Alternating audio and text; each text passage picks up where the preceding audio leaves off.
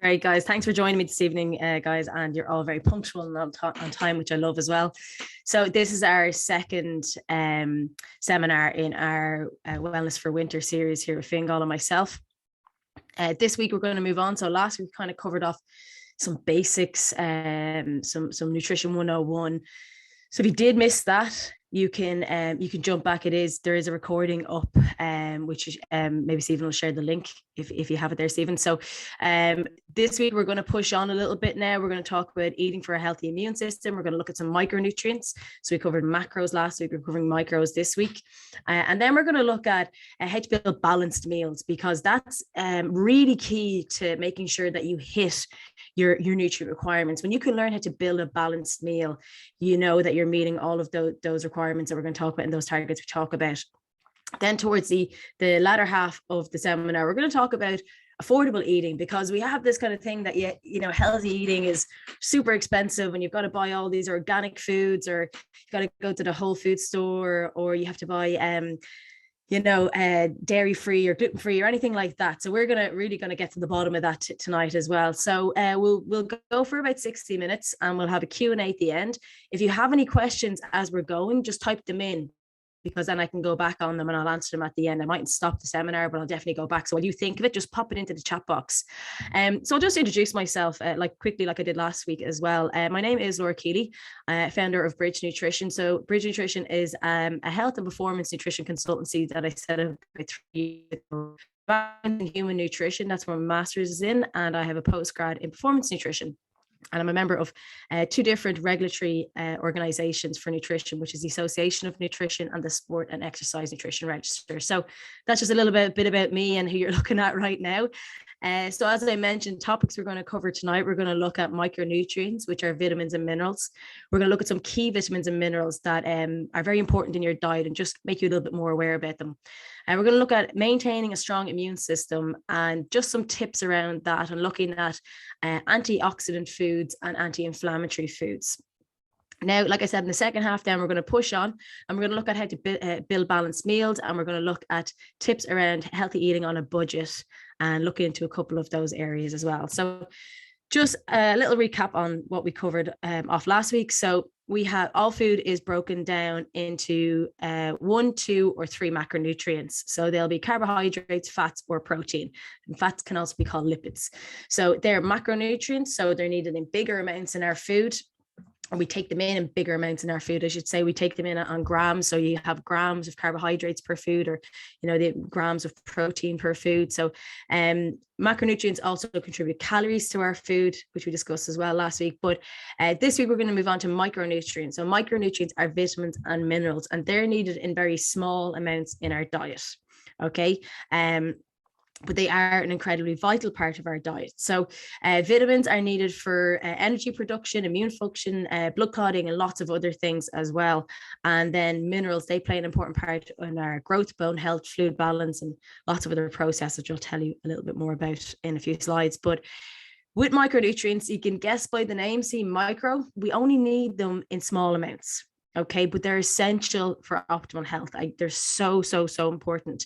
They produce enzymes in our body, hormones, and other essential substances. So there are severe consequences if we don't meet our needs, essentially. Okay, so the first one we're going to look at is vitamins. All right, so there are organic compounds in food, and we don't vitamins and minerals, they don't really contribute calories. We won't call it, say, it's not that they're so small and they're in trace amounts in our foods, but they have they are responsible for so many roles in our bodies that we need to make sure that we meet our requirements. Okay, so vitamins, they're required for good health, they're required for physical well-being and optimal immune system function and immunity. So super important at the moment with everything that's going on in the world.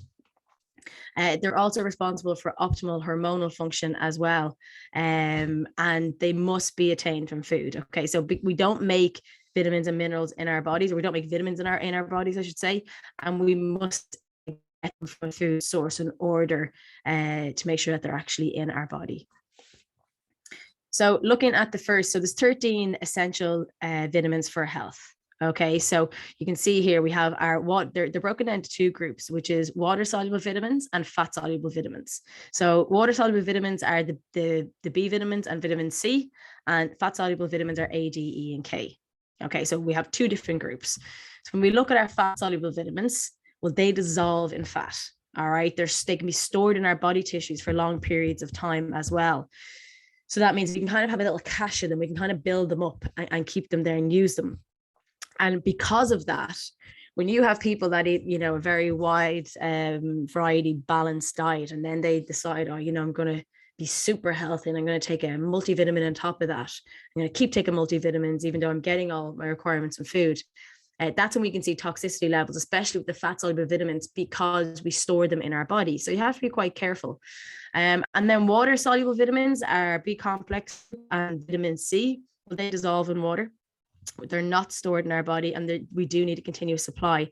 But again, we don't need too much of these vitamins either, because if you get a well-balanced diet and then you start taking a multivitamin in on top of that, what you'll end up with is some really, really expensive pee, because we don't store it in our bodies and we just we excrete it in our urine then. So that's what you'll see. So we need to have a really kind of good balanced approach to these things. But that's what we have. We have our fat soluble vitamins and our water soluble vitamins. So I want to look at a couple of key vitamins here now in detail. And the first one is vitamin D. Now, vitamin D, I'm sure you've heard, it's the sunshine vitamin. We get it when we're exposed to sunshine. And we can also get it from different foods, such as seafood, egg, and fortified foods. So fortified food is a food that I say a micronutrient has been added to it, okay, or a certain compound has been added to it. So with fortified foods, they're very handy. So like, you know, that's super milk, Avamore super milk, the red one that has added vitamins and minerals, or you may have different cereals that have added different vitamins and minerals. So with vitamin D, you can get vitamin D from fortified foods as well. So vitamin D is involved in our immune system, our hormone health, bone health, and cognitive health as well. It's incredibly important for our health. The reason why I'm mentioning it is because vitamin D deficiency and low vitamin D levels are incredibly common in Ireland. And deficiency can kind of show itself as mood changes, muscle cramps, fatigue, and bone and joint pain, especially in our backs, okay?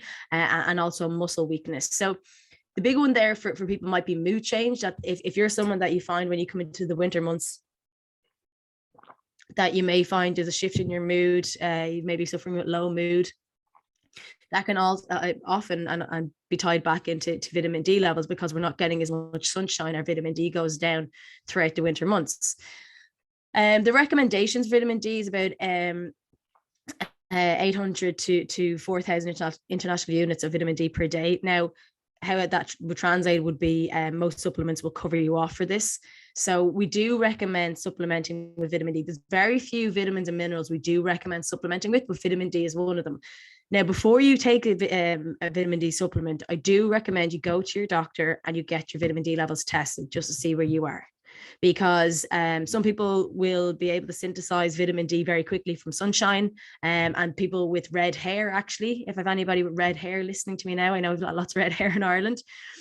People with red hair or pale skin tend to be very, very good at synthesizing vitamin D from the sun. It's like a little bit of a superpower that that redheads have.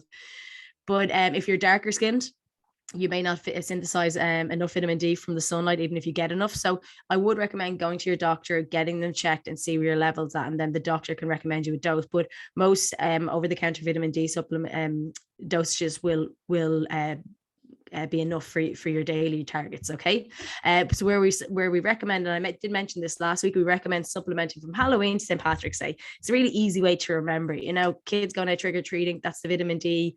That's a nod to get the vitamin D in. And then once we hit Paddy's Day, we're kind of into those longer days. We've our hour back. We're out in the evenings more. We've a little bit more time to get outside, and we get enough of that sunshine. So that's just one to be aware of. The other one I want to mention is vitamin B12, especially at this time of year. And why? And that's because a lot of people for whatever reason, I'm not sure where this came from, but a lot of people start reducing meat products and animal products around January. It's become very popular in the last few years, this veganery, you know, people are going plant-based. They have a concept or a misconception, I should say, that it's healthier. It may not be, but the thing is with this vitamin, you primarily and nearly only get it from animal-based foods. So if you just go vegan overnight, flip the switch and said, that's it, no more animal-based products, no meat, no eggs, no dairy, nothing. Unbeknownst to yourself, you may end up cutting out a very, very vital nutrient from your diet that you won't get from plant-based foods. So vitamin B12, it's in dairy products, eggs, meat, shellfish, and then some fortified foods, like we mentioned before. But it is really vital to our health. It supports our brain, our nervous system. As we get a little bit older as well, just to note that absorption does decline with age. So just something to note there. If you think you may have a B12 deficiency, and just to let you know, B12 deficiency it shows itself nearly as anemia. And I'm actually going to cover anemia in a couple of slides, so bear with me. But anemia is low iron. So a lot of people may think that they've got low iron, but actually they've got low B12 levels. So if you're feeling tired or dizzy, you're sleeping extra, anything like that, do make sure that you go to your doctor and get a deficiency. I can't stress enough, guys. Never self-diagnose, never think, oh, I'm not getting enough B12. Oh, I'm not getting enough iron. I'm going to go take a supplement. Go to your doctor and get a blood test. It's worth the €50, trust me, because the last thing you want to do is start supplementing with a vitamin or mineral that you may not be low in. Okay, that's not good for us either. So, or else you may, choose the wrong one and you're only masking an underlying issue. So do make sure you go and get your levels checked. And the requirements will be 2.5 micrograms of B12 per day. And that's the note to the note. The point I just made was vitamin toxicity is a very real thing. So overloading on vitamins can be harmful. A lot of people think that, I don't feel too good, I'm going to get 2 or 3, multivitamins into me and that will work. That's not how multivitamins work. And toxicity can occur when you hit that upper limit and exceed it and go past it. And remember what I just said about fat soluble vitamins. We can store those up, and if you have too much of them, you can get quite sick. And it's called hypervitaminosis. So be careful of taking multiple supplements. One common thing I might always see is, and I see this when I work with athletes, especially GAA athletes, they love a good multivitamin. I've worked with players who are taking, magnesium and zinc supplement, and they're also taking a multivitamin alongside it, or taking an iron supplement and also taking a multivitamin alongside it, not knowing that this multivitamin also has some of the extra stuff that they're taking. So we don't, and plus everything that they're getting from their diets. So you don't want to go above threshold. So be very cautious don't just kind of willy-nilly take things and think, oh sure, I got it over the counter, it can't be harmful for me. That's not the case. It can be very harmful. So we must be careful. We must be cautious of taking multiple supplements. Onto minerals then. So we've got several different types of minerals and trace elements that keep us healthy. Again, we only require them in small amounts. We don't need huge amounts of these in our body or in our diet, but they're essential for normal body function. So we can get everything we need from our food, and certain populations are more prone to deficiencies than others. So once we can build our balanced meals and we can have adequate snacks throughout the day, we should be able to meet all of our requirements. And again, supplementing an excessive requirement proves absolutely no advantage. So don't think that having lots of dairy and green veg in our diets for calcium intake, for instance, really focusing on that and then having a calcium tablet on top of it will help you have really strong bones. It doesn't really work like that. And as we move on to our first mineral we're going to look at is calcium. So calcium is used, it helps regulate heart rate, it helps maintain bone mass, and we need to make sure that we're getting lots of it in our diets, especially at a young age. And then even as we get older, kind of into our later years, absorption actually declines, so we need to make sure we've enough as well. And like I said, we can get sources from dairy products, green leafy plants, fortified foods. I was once told years and years and years ago, very misinformed, I will say, when I was about 17 by a nurse, in fact, who asked me where I got my calcium from. And I said milk, because that's where I knew I got it from. And she told me to give up dairy, that it was bad for me, and that to get my calcium where the cows get it, which is from green veg. Now, as a 17-year-old, this resulted in me giving up dairy for about 5 years. And thankfully, I was kind of set straight. And, we've conclusively proven time and time again now that dairy is not bad for us. It's not inflammatory. Dairy is a very integral part of a healthy, balanced diet throughout our entire lives. Now, if you decide not to have dairy because of ethical reasons, because you're a vegan, that's perfect. But do make sure that you're making sure that you're getting your vitamins and minerals that you would have gotten from dairy from other sources.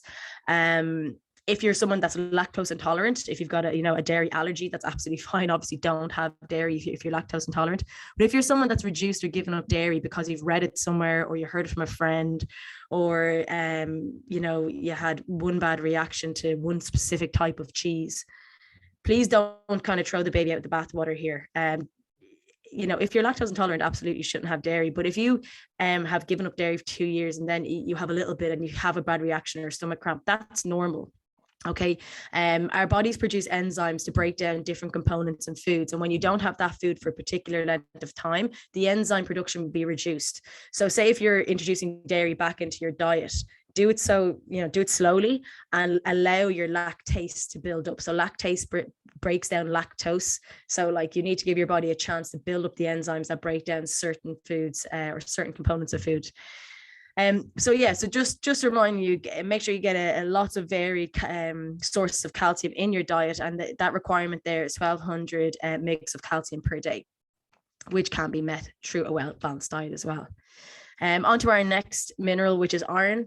So iron's incredibly important. So anybody, especially any women, listen to me now, and iron deficiency and anemia is very, very common amongst women in Ireland, but men can also suffer from it too. So iron's very important because iron in our diet is required to make red blood cells, and red blood cells contain hemoglobin, and hemoglobin is an iron-rich protein which actually helps our red blood cells carry oxygen around our body. So if we don't have enough hemoglobin in our bodies, it means that oxygen isn't carried around as well as it should be, and this again can result in low energy, dizzy spells, fatigue, low immunity, so you get sicker often. So I do recommend, if you think you have low iron, especially any women, listen to me, if you have a very heavy period as well, you may be suffering with low iron. So just go to your doctor and get a blood test to see where your iron levels are at. Please do not go and take an iron supplement.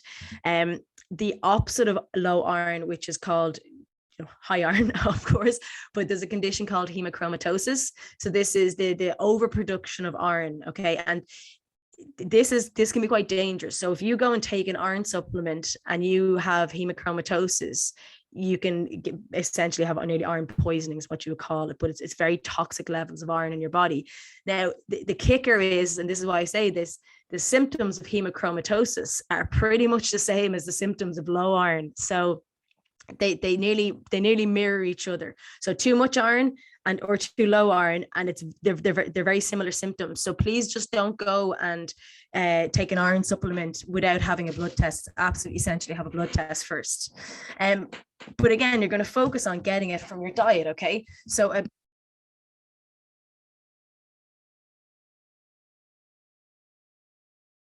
you can see here that I have some. Sorry guys, I'm just fixing my microphone here. I do apologize. I hope you can hear me. We can get it from our diets here, from all the different little sources that you see here. So lots of variety. Obviously red meat is a big one. So this is why we think having a lean steak once a week, because there's no real issue there. I will say that do try and combine your iron. Do try and combine your iron with vitamin C, because vitamin C will help actually absorb your iron. A lot of mistake people make is that they won't actually ensure they have enough vitamin C in their diets, and then they're not absorbing enough iron with it. Another thing that can happen is having caffeine sources with your iron that can actually affect your own Sorry, Martina's just saying it's hard to hear me, guys. I'm just going to fix my mic if you bear with me. I'm just having a little bit of an issue. Just bear with me 2 seconds. This is, of course, oh, now. I think I'm good to go now. Okay, brilliant. So I was just explaining that if you have caffeine along with your iron sources, that can actually affect the absorption as well. So we need to make sure that kind of avoid having tea and coffee around your main meals. And that will make sure that any iron in that meal will be actually absorbed.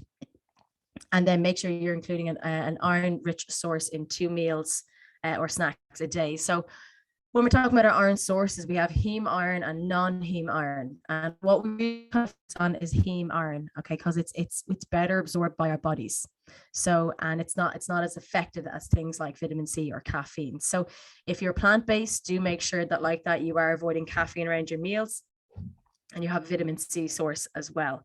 But it's just to know that there's 2 different. So all iron is not created equally.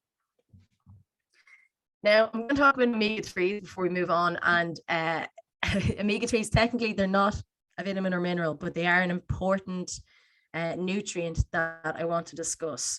So they're an essential fatty acid, so not quite a vitamin or mineral, but an essential fatty acid. And the reason why I bring it up is because we cannot synthesize these fatty acids in our bodies. We must get them from food. And of course, we're actually quite low on them in Ireland. Okay, so I spoke about kind of getting into good habits in your households, and one was having salmon once a week. So this is why I encourage you, or any kind of oily fish once or twice a week. So EPA and DHA are the 2 specific fatty acids I'm talking about. Now that is the shortened version of their names, and I'm not even going to try and pronounce. It's very long, very scientific name for both of them, but they're called EPA and DHA. So the sources are oily fish, caviar, walnuts and flaxseed, and rapeseed oil. Now, I don't know about you, but I don't often have caviar with my dinner, but I would have salmon once or twice a week. So when we talk about oily fish, a really easy way to remember is smash. And this is one I said last week. So if you think of smash, so it's salmon, mackerel, anchovies, sardines, and herring. I hope it's herring. And they're oily fish. They're really good for you. They're full of these omega-3 fatty acids. So try and get them from your diet. We go 2 portions of fish a week. Now, the thing why I bring this up, guys, is because a lot of us here won't do that. We don't like fish, or we don't like salmon, and we don't like oily fish. We might like white fish. We might have maybe fish and chips once a week from the chipper.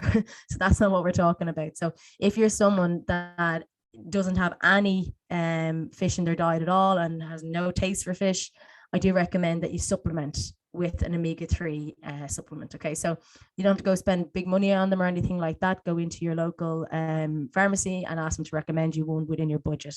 You'll find one there. But it is essential that you have this nutrient in your diet. It's incredibly important for our joint health, our cognitive function. There's huge links between cognitive function, so how well our brain ages, and this essential nutrient, omega-3. So please, if you're not getting 1 to 2 portions of salmon a week or any of these other sources, do make sure that you're supplementing. So the bottom line with this, guys, is that we always take a food first approach with our micronutrients. Throwing a multivitamin on top of a poor diet, it won't compensate. It won't work. Okay. Only use a specific nutrient where needed. Okay. So like that, if you're vegan, look for B12. If you're anemic, look for an iron supplement. We supplement with vitamin D throughout the winter months in Ireland because we don't get enough sunshine. So don't just throw a multivitamin at it and think, that's it, I've got my bases covered. That's not the optimal approach. So let's move on to eating for a healthy immune system. So let me make one thing clear as well, guys. There's a lot of, we'd hear a lot of these things like supplements or, I don't know, meal replacements or some kind of biohack, or, we'd hear boost your immune system with this specific food, or please don't fall for any nonsense like that. We can't boost our immune systems. I'd love to tell you we could. I'd love to tell you just do this one thing and that's going to boost your immune system. We can support our immune system. We can give our immune systems what they need to work best, but we can't boost them. Our immune systems are what they are, and we have to, it's our daily habits and our daily activities will either determine whether it's weakened or whether it's strong. But this idea of being able to boost it by one magical thing or another is utter nonsense. So don't fall for that. We're going to take this, the practical, sensible approach to things. And it's all the things you've heard before. Everything that's going to come up in this slide here it's not going to be, we're not reinventing the wheel here. I can't tell you I have some big magical surprise here. I don't, because that's the basis of it. It's always the simple things that work. You just have to put a bit of effort into doing them. So the first one is a bit cliche, but eating the rainbow. Okay. And what I mean by this is hitting our macronutrient and our micronutrient targets. So again, we covered it last week, macronutrients, we talked about micronutrients there. So hitting these targets, it's vital for healthy immune systems. We know that plants, so plant-based foods, they're packed with phytochemicals. And so these are specific compounds that we'll only get from plant foods. Eating a diet that's rich, like really rich in plant foods, that's proven to keep us healthy. It's proven to keep our immune system strong. And these phytochemicals, this is what gives food its color, right? This is why you see yellows and purples and reds and greens up there, okay? And essentially, just like they support our immune system and they help protect it from damage. And we're going to talk about oxidative damage and inflammation in just a couple of slides. But that's what plants, this is what these phytochemicals help.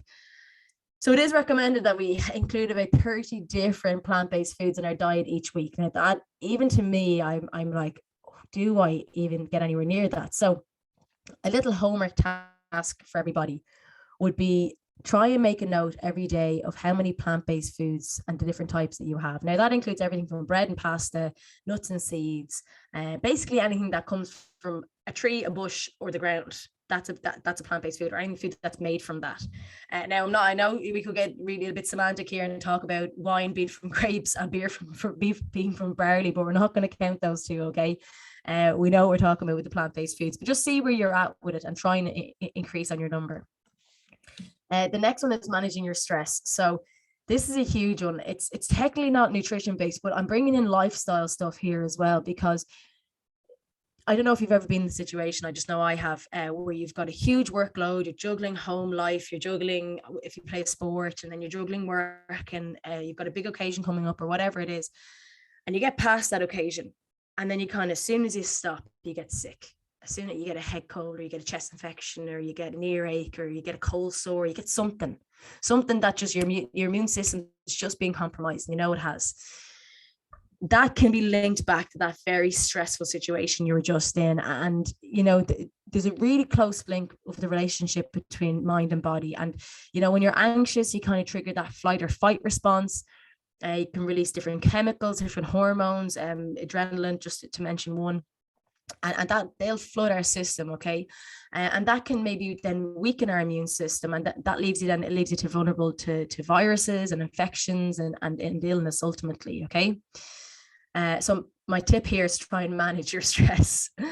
Exercise is the next one. So again, health and exercise, they go hand in hand. Aside from everything else, exercise, it helps reduce your risk of stroke, heart attack, helps you reduce your risk of certain cancers, helps you sleep well, helps your mood, it helps maintain weight. And there's also evidence there that exercise will help with immune function. So just, you're keeping your immune system strong again. So making sure that you're getting enough exercise throughout the week to help support that system. Keeping a healthy weight. And I mean, making sure you're not over or underweight, okay? Because being either can result in an impaired immune system. Okay, and again, that leaves you open to infection and viruses and things like that. So keeping a healthy weight for your age and your gender, all right? The next one, again, is sleep. So we did touch on sleep a bit last week, and I said I was going to talk a little bit more about it this week. So the studies out there have shown that people who don't get enough quality sleep or enough overall sleep, they're far more likely to get sick when they've been exposed to an illness or a virus or an infection, because your lack of sleep will compromise your immune system. And not only that, but while you're sick, lack of sleep can actually affect how well and how fast you actually recover. So like we discussed last week, we should be aiming for about 7 to 9 hours sleep a night. making up for when you can. And last we're going to talk about how to keep your immune system healthy will be supplement when needed. So I know I kind of sound like I'm contradicting what I just said about food first approach, but like that, I've talked about vitamin D. If you're not taking a vitamin D supplement now, I'm after mentioning it several times, you should be taking proactive steps to talk to your doctor. Do I need a vitamin D supplement? Can you test my levels? And getting one, because that is an integral part of keeping your immune system strong. Vitamin D and immune health are well linked. So do make sure you're looking into that. So supplement when needed. Again, I could use the same example for anemia. If you're suffering with anemia and it's an ongoing thing, your immune system will be compromised because of it. So we take a food first approach, but do supplement if lacking in the diet. So talking about antioxidants now, so leading on from that. So first of all, we'll talk about oxidative stress, because that will make, I need to kind of tell you this before I make sense of antioxidants for you. So oxidation is totally normal, and it's actually a necessary process that takes place in your body. Okay. But oxidative stress, kind of on the other hand, that actually happens when there's an imbalance in our bodies. Okay. So when we have oxidation, we produce free radicals, but then what happens is we have antioxidants that combat those free radicals. So when we have too many free radicals and we've more free radicals than we have antioxidants, that's when we have an issue. We have an imbalance.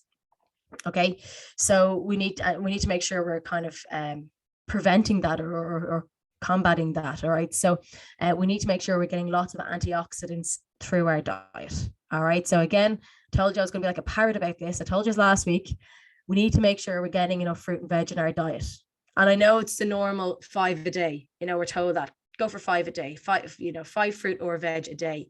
That's fine. But realistically, if you're at that already, you need to push on. Okay. And if you're nowhere near that, start building slowly. Okay. So if at the moment you can think, did I have a banana yesterday? Try and find 2 pieces of fruit you like, apples and bananas, and have them every single day. If you only like carrots and peppers, double the amount you're having and start trying new vegetables. This is something that has such a compound effect on your health. And if you can get these habits in, you will see the results. You will see better energy levels. You'll feel better in yourself. You'll be in a better mood. You'll have better adaptations to exercise. You'll have good skin, good hair, good nails, good teeth. You'll see all of these positive effects once you can get the right foods in. So again, we're pushing up. This is, that 5 servings of veg and 3 of fruit is definitely higher than what's, the standard, but we want to push on with it because it's very, very healthy for our diets. Regular exercise as well. Obviously, don't smoke. This is a big one, guys. The best thing you ever do is to give up smoking, and wear sunscreen and get adequate sleep. So that's how we prevent oxidative stress. It's not just about food. You can see all these things, same things we just talked about there for helping our immune systems, keeping them strong. It's very similar there, very much an overlap between those two. So specific antioxidant food. So the usuals, guys, the ones we were talking about, fruit and veg, lots of things with color, eating the rainbow. Again, very cliche, but it's a good mantra to go by if you need help reminding this, or you need help reminding about this. So berries and cherries, citrus fruits, dark leafy greens. So spinach, kale, broccoli, Brussels sprouts. Brussels sprouts are not just for Christmas; they're incredibly nutritious food, vegetable. I like to eat them all year round as much as I can. Honestly, your body will thank you for having a little, another few portions of Brussels sprouts throughout the year. And then anything else with color, carrots, tomatoes, peppers, anything like that.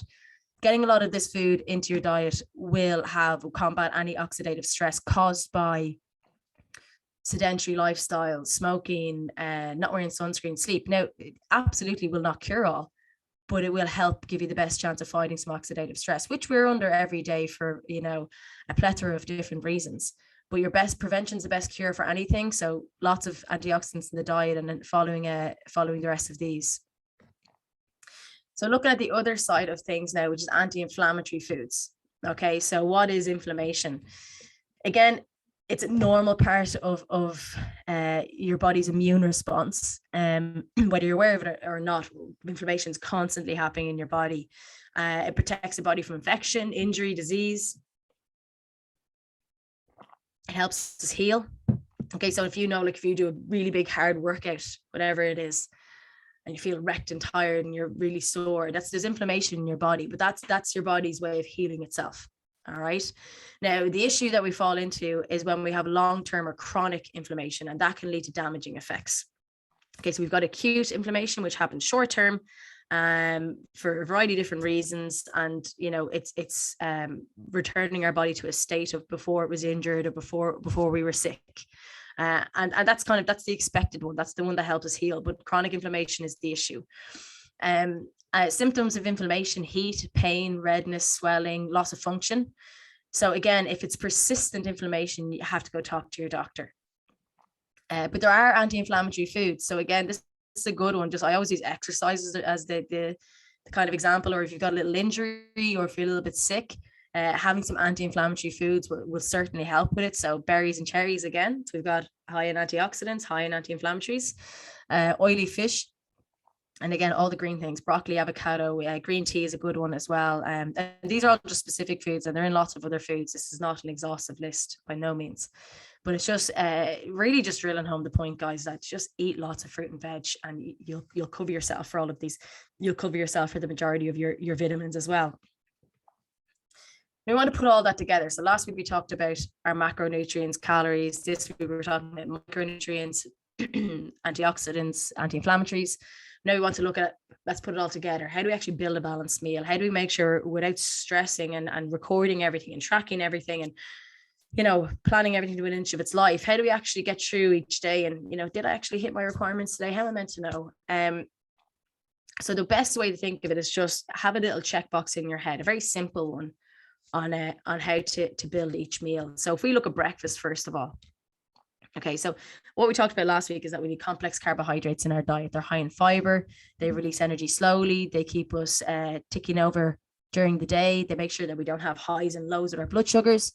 So they should be the basis of our breakfast. All right, that's good start to the day. It's going to give me lots of energy. It's going to provide a fiber source for me. So maybe for you, that would be like whole grain bread or porridge or Weetabix, or if you're a bit fancy, you can go with some puffed quinoa. You can get a little, but that's going to be the basis for your diet, okay? Or excuse me, the basis for your breakfast. Second to that, some of us will fall into that trap now, guys, of having a slice of toast and a little bit of butter and jam, and that's it. We want to get past that. We want to build on this meal. We want to make it more balanced. We're going to add a protein source. We know that we should have a good protein dose with every main meal and a couple of snacks a day to make sure that we're hitting our levels, to make sure that we're giving our body a constant supply of protein for hormonal function, enzyme function, for repair and growth. So we're going to add some protein. So to your toast, you could add some eggs. Obviously, with porridge or cereals, you're going to have milk or yogurt. And again, I'm talking about cow's milk, dairy yogurt. I'm not talking about any nut juices or oat juices, as I like to call them. If you are going plant-based with your nut juices, we'll call it, do make sure it's a fortified one. Do make sure that it's has some source of calcium and vitamin B12 and such if you can. So we won't stop there. After our protein source, we're going to add a healthy fat source. All right, this is going to balance the meal even more. It's going to give us additional nutrients. Okay, so we're going to add a healthy fat, because most of us will stop here. Most of us will just go, I'll have egg toast and then I'll be done. Or I'll have my Weetabix and some milk and then I'll be done.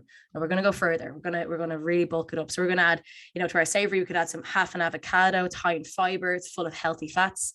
To any kind of porridge or cereals, just get loads of nuts and seeds. Guys, have a big jar of nuts and a big jar of seeds on your counter, and you're going to be snacking on healthy fats far more than you did before if you've never done it before. Okay, so variety of nuts and variety of seeds, really, really good addition to breakfast or to smoothies. So do get them in there. Again, chia seeds, flax seeds, any of these are going to be high in healthy fats, high in fiber, which is great. 2 thumbs up for that. There'll be a little bit of protein in them, but we're not going to use nuts as a protein source. Okay, because to get a good bit of protein, you have to eat a lot of them, and they are still calorie dense. So we just want to make sure we don't, you don't want to over or under consume them. So we'll just use them for the quantity I'm talking about is just a couple of tablespoons. That's loads. Okay, or a little handful of nuts. That's loads. And then we're not going to stop there, because what do we need? What do we just talk about when we talked about antioxidants? We talked about anti-inflammatories. What did I say? that's super important to have, that we need to start getting more and more and more of. It's fruit and veg. Okay, so straight away, breakfast, starting off with it, would already ticking off one of my 5 a day, or one of my 8 a day, or one of my 3, whatever you're going for. Tick that off. Breakfast, done it straight away. So for a savory, you know, just get a fist-sized tomato in there. And to do a portion of fruit, guys, just go by your fist again. It's easy. Portion, just go by the fist. So a big handful of blueberries, big handful of raspberries, a banana, if you were to cut it in half, is about, you know, fits your fist. So straight away, we've made a really balanced breakfast there. Let's do it again, okay? All different ones this time. So let's start. Basis, complex carbohydrate, whole grain bagel, porridge, shredded wheat, granola, whatever you like. we go for protein. So maybe you want to be a bit fancy that morning, you're going to add some smoked salmon. Or maybe we'll add our dairy milk, dairy yogurt to it as well to bulk up that protein.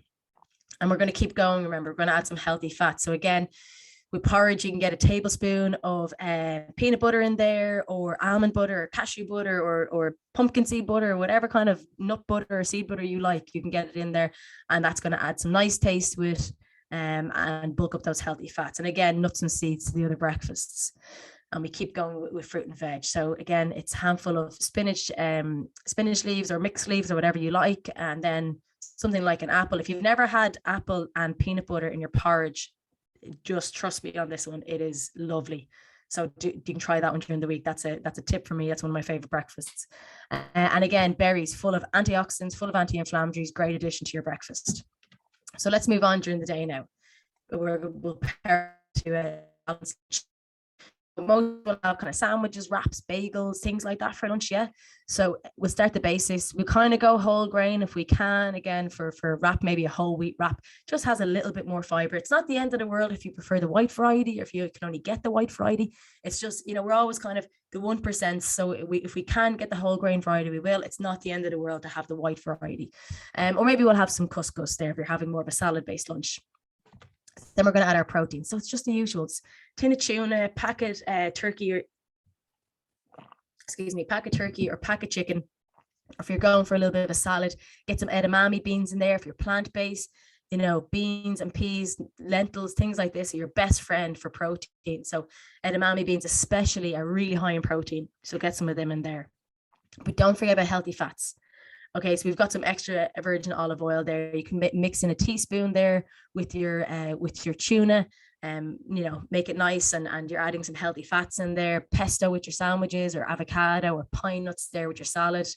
And then, but for lunch and dinner now, guys, we're bulking up the veg. We're going 2 portions, so 2 fist-sized portions of different kinds of veg. So, you know, with your bagel, you could be going with rocket and tomatoes, or your sandwich with some cos lettuce and peppers, or with your salad, some beetroot and spinach, or cucumber and mixed leaves in your wrap, whatever you like. Now, here is a top tip. If you are someone that eats out of the deli every day, Super Value, or the local Mace, or wherever you are, if you're someone that eats out of a deli, I can just recommend this, and you're trying to get your fruit or your veg intake up. If you're getting a sandwich or a wrap or whatever it is, call out your veg first. Okay, don't say anything about meat. Just say, oh, I want some tomatoes and peppers and sweet corn and lettuce and onion. And that deli person will probably put in more, or kind of twice the amount that they usually would if you ask for your meat first. Because when you get your meat, they'll fill that up with meat, because that's the expensive part of it. And then they'll just put a little, you know, a few peppers or a little few lettuce leaves, not much at all. But if you're trying, you know, consciously to get your veg up, and you like sandwiches and that's what you're comfortable with, just ask for your veg first, and you'll actually end up getting more. That's just a little top tip. Let's push on to a balanced dinner there. So with dinner, again, it's just rice. You know, that's for most of us, that's what we'll be having. That makes up the basis of your meal. Then we're going to go for our proteins, whatever it is: white fish, oily fish, maybe you're plant-based, you're going tofu or chicken, or a lean steak once a week, absolutely fine. But we don't stop there, because again, a lot of people will just stop there. They'll just be like, my pasta, have my chicken, or have my spuds and my fish, I'm doing well. Let's keep going with a healthy fat source. So maybe add some pesto, sesame oil, sesame seeds. The good thing about having salmon, guys, is that you're actually covering off all of your healthy fats and your protein source at the one time. So it's handy. And then we make sure we add our veg. So remember, we're aiming for kind of a good part of our plate to be covered in vegetables, not like, so we don't want the plate covered in spuds or covered in rice and then a tiny little bit for our veg. We want our veg nearly spreading over half of our plate. So whatever it is you're having, cauliflower and broccoli, or frozen veg, or plain old peas and sweet corn, just make sure it's taking up the majority of your plate. So speaking on that, then we've learned how to take kind of a balanced meal. I want to talk about healthy eating on a budget, because a lot of us nearly have this misconception that we need all these fancy foods to be healthy, that we need all of these exotic sounding names, or foods that are just they're upped on price because they've some health claim. But you really don't. Okay, honestly, you can eat incredibly healthy on next to nothing, and it is with all whole plain foods you see every day, foods that have that aren't expensive. You just have to kind of know what to shop for.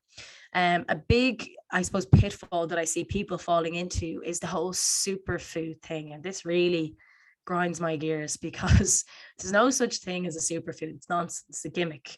If you see this kind of label on a packet, just put it down, because it's just very good marketing at the end of the day. The definition of it is it's a nutrient-rich food considered to be especially beneficial for health and wellness. But I'm talking about goji berries here. I was a big sucker for goji berries for years, but look, to be honest with you, you're better off eating an apple. And I think I used to pay about €12 for a little bag of goji berries when I was in college. So, we don't need to go for these mad expensive foods.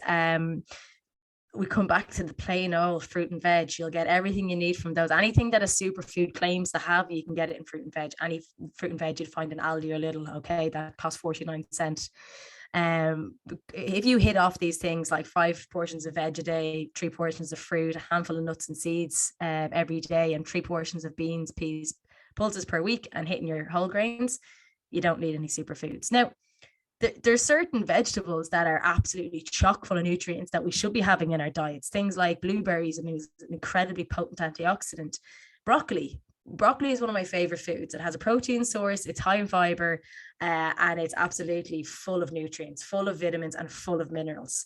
It's an iron source, it's full of B vitamins. It's an incredible food, but I still wouldn't call it a superfood. So just making sure you get a good wide variety of fairly unprocessed foods is what you should be aiming for, the kind of the crux of your diet. The next one is another favorite of mine, gluten-free foods, dairy-free foods, or vegetarian veganism, or vegan kind of based foods. Absolutely nothing against people who are vegetarian or vegan. I would consider myself plant-based myself, but it's when foods promote themselves as being vegetarian and vegan and use it to allow people to assume that the food's healthier because it is so, which may not be the case. So let's be really clear. If you don't have a gluten allergy, okay, or a diagnosed gluten intolerance by a medical professional, you do not need to cut out gluten. Gluten is not bad for us. It's not unhealthy. There's a really funny video of a guy interviewing people around San Francisco, and he asked them, did they eat gluten-free? And they all say, yeah. And then he asked them to tell them what gluten is, and none of them can explain what gluten is to him. It's just a protein that's found in wheat. So it's actually known you need bread, and it gets very elasticy. That's just the gluten developing in it. So there's a gluten being released. So it's people who are celiac absolutely should not have gluten in their diet, but you need to go and get diagnosed to be celiac, obviously. And then there's some cases of gluten intolerance in individuals, but you need to also go get a blood test for that and speak to your doctor. Please don't put it foods because you think it's healthier. They're not. They're just more expensive, and they've had actually more processing. The same with dairy free, unless you've got a lactose intolerance or allergy. And it's not a self-diagnosed lactose intolerance again. Just because you had one bad incident, like I said, with cheese you had 3 years ago, doesn't mean that you're lactose intolerant. Go and speak to a dietitian, go and speak to a nutritionist, and really find out what you can and can't have. But it's, again, doing any of these, it doesn't promote health benefits. And really, people put themselves through unnecessary stress by either cutting out foods or buying expensive gluten or dairy-free cakes or crisps or biscuits, is what I see. I saw some packet of bars that advertised themselves as gluten-free, dairy-free, vegan. What was the other one? And I looked at the back of the package, and it had the same macros as, the same carbs, fats, proteins as a Mars bar. And I was like, and with no additional health benefits, but it was about €4 per bar. So, it's again, don't get sucked into the pitfall of thinking something's very healthy because, or it doesn't contain calories, or it's not going to cause you to gain weight if you're in excess calories because it has all these things. And it doesn't offer any additional health benefits above foods that contain gluten or contain dairy. And that will bring you straight on to organic foods again, because it's in the kind of same umbrella, isn't it? The definition, first of all, for organic foods, for those who don't know. So when you have a food that's organic, it means that it's come from a farming system that doesn't use kind of man-made fertilizers. So, you've got natural fertilizer and stuff that we make ourselves. So it doesn't have man-made ones, doesn't have pesticides, growth regulators, hormones. If it's livestock, they don't have feed additives and things like that. And they don't use genetically modified organisms. So again, it's the same thing. They tend to be a lot more expensive, all right, than stuff that we have that isn't organic, we'll say. I support organic foods to the point of animal welfare. Yes, I do support it for that. For biodiversity, for healthy soil. Like, there are some very good positives to organic foods, and water qualities as well, because organic farms do make sure that there's no pollutants released into waterways, and there are positives. But where I see not a negative, but whether it's necessary or not, like if you can't afford to eat organic, you don't have to eat organic. There's no nutritional benefits to eating organic. Okay, organic food doesn't have added or increased health benefits. If you have it for ethical reasons, you want to eat organic, absolutely fly on ahead. But my issue is that people think eating organically means you're eating healthier. Not true. Okay. And the thing is, if you're on a tight budget and you have a trade-off, in choosing certain foods, and you feel guilty because you can't eat organic foods, and you don't feel like you're eating healthy because you can't buy organic, that's where we have an issue. Okay. So this is a good comparison that I always like to show when I'm discussing this topic, because I'm going to show you a bog standard spag bol, great family favorite.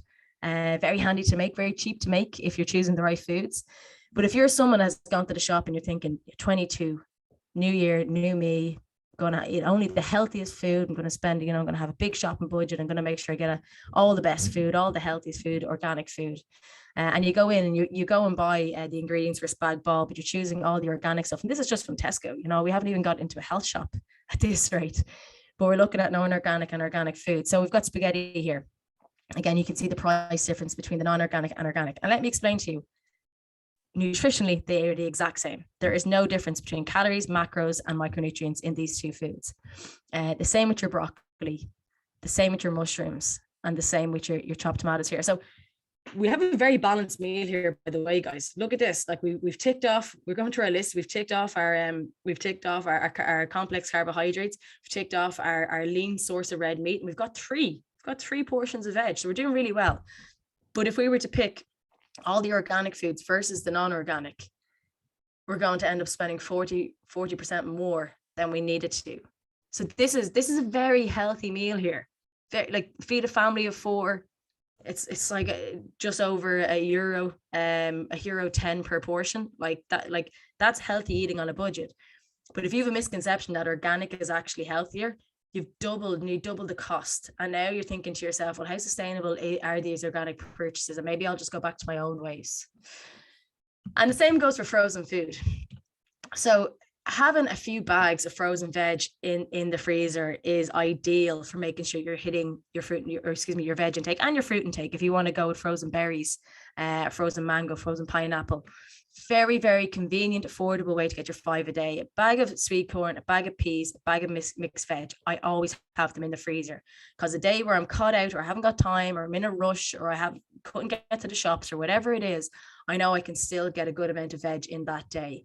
So, vegetables are generally frozen straight away, immediately after harvesting.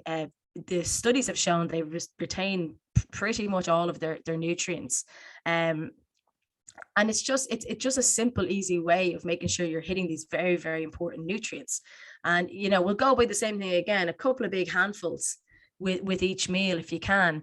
And they're just very easy, like for bulking up meals. They're very convenient, especially if you're someone that hates to prep veg and that's why you don't eat it. But it's much better that you have frozen veg, no veg at all. Okay. And I'm just going to run through then kind of healthy tips to eating healthy on a budget here that I found that works very well with my clients, with teams I work with, and in my own life to make sure that I'm actually keeping within budget and I'm not spending a huge amount of money. So a big one is planning your meals. Get a whiteboard, stick it in your kitchen, write Monday to Friday on it, and just write out, even if you don't do the weekend meals, just write out Monday to Friday and pick a different meal every night. So when you go shopping, you're shopping for a specific meal for Monday, a specific meal for Tuesday, Wednesday, Thursday, Friday, and there's a plan in place. The kids don't come into the kitchen fussy about anything because they should have looked at the whiteboard to see what you're going to have. So this helps you plan things like maybe you'll have a chili con carne night, and you can plan your salmon night that we've advised you. So definitely planning is a big one. Sticking to that grocery list. Okay, so that's the big one. Stick to your actual grocery list, make a list out, even a rough list, because that will just keep you in line, and it kind of stops you from just picking up everything and putting it into the trolley. Stick to the outside of the shop first, because that's where all the fridges are. It's where you're going to find the fruit and veg, the bread, everything like that. Do your shop around there first before you go into the inside aisles. Batch cooking is a big one, so if you can, just do a big pot of pasta bakes, whatever you like, but it can save you time and money. Freezing extra portions, so if you don't have a family, definitely got me through years of having a very busy life, playing football and not having time to cook all the time. So definitely it was great to have a batch cook done, like we just talked about there, guys. Buying frozen, if you're someone that hates the faff of cutting onions and peppers and mushrooms, you can get them all bagged frozen. Bulking out your meals with things that aren't that expensive. Okay, because meat and fish, they are the most expensive things you buy. So bulk them out with things like, kidney beans, chickpeas, mixed beans, butter beans. Beans are your best friend for bulking out meals. Generic brands, guys, you don't have to buy, the most expensive brands. Again, there's very little difference nutrient wise. Maybe for your own tastes, yes, but nutrition, pretty much the same thing. Freezing leftover bread's a big one. If you buy, it's one of those wasted items in households. So if you see that you've bread there and you're not going to be there for the week, or it's not going to be eaten, just seal it and put it in the fridge, or the freezer, and then you can use it for toast. You can pop it in frozen into the toaster if you needs be, but it's one of the most thrown out foods. Buying a whole chicken, with a chicken, you can roast it. You'll get a whole chicken's about €4 or €5, depending on where you're getting it. But it's far cheaper to buy a whole chicken. Remember, we're talking about healthy eating on a budget here. And then strip the chicken, put a pair of gloves on, strip the chicken, and you'll have loads of stuff for sandwiches then during the week. Shopping online works for some people if they can make their list and they get it delivered. Soup's great. If you've got a load of stuff left in the fridge on a Friday, make a soup. Literally chuck it all in with a stock cube, a couple of tins of chickpeas or something, and blitz it all up. You're going to have a nice veg and bean soup there. But it's about not wasting food as well, guys. Cutting down luxury is a big one. Like, your most expensive foods are fizzy drinks, crisps, snack bars, sugary cereals. These are all really, really expensive foods compared to fruit and veg and bread and like some tinned foods and stuff. Knowing your kitchen, so have a look what's in your kitchen presses before you go on a shop. Do not go on a shop hungry. Have a look what's at home first. So if you're making a chickpea stew and you've got chickpeas in the press, don't go and buy extra stuff.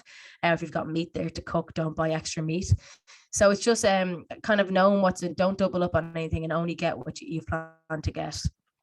Just the last one, there tonight, guys, and we can wrap up then. But about food wastage, this is why, you know, people buy loads of fruit and veg or fresh food, put it in the fridge and forget all about it.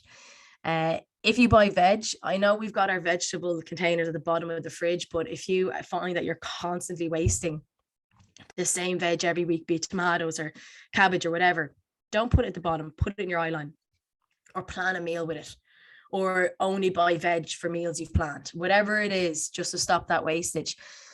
You know, we waste up to €1,000 a year on food wastage, and sometimes it's up to a third of the food we buy, which is absolutely madness.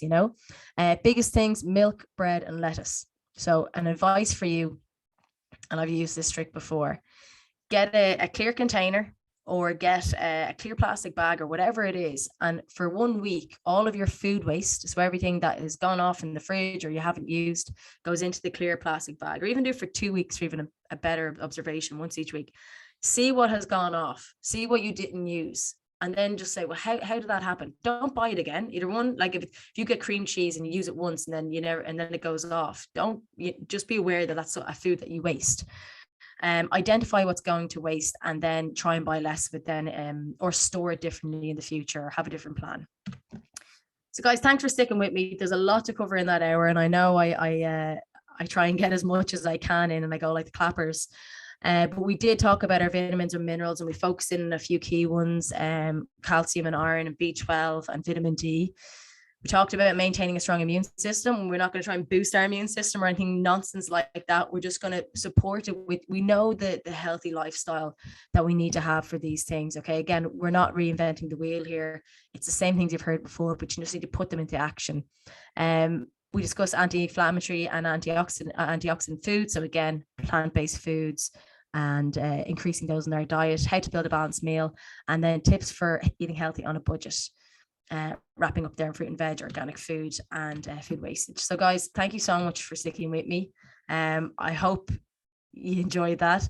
This isn't about overhauling diet or anything like that. It's changing a couple of things every couple of weeks, making them stick, building on basic habits, and not being overwhelmed by it. If anybody has any questions, shoot them through there. I can see a couple in the chat already, but I'm happy to answer any questions coming in.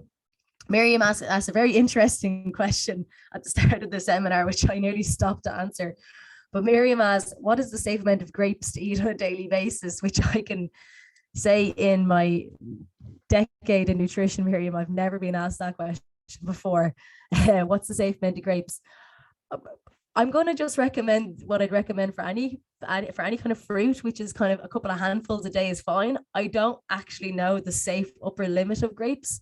I did have a friend many years ago who went on a grape diet, where she only had grapes for 5 days in order to lose weight, which is obviously not a recommended thing to do. But Miriam, I honestly don't know what the safe upper limit of grapes is. But I will go and try and find out after this. But I will recommend just a couple of handfuls a day will be plenty to get all those nutrients from grapes. Kira's just asking, do public doctors still test for vitamin D?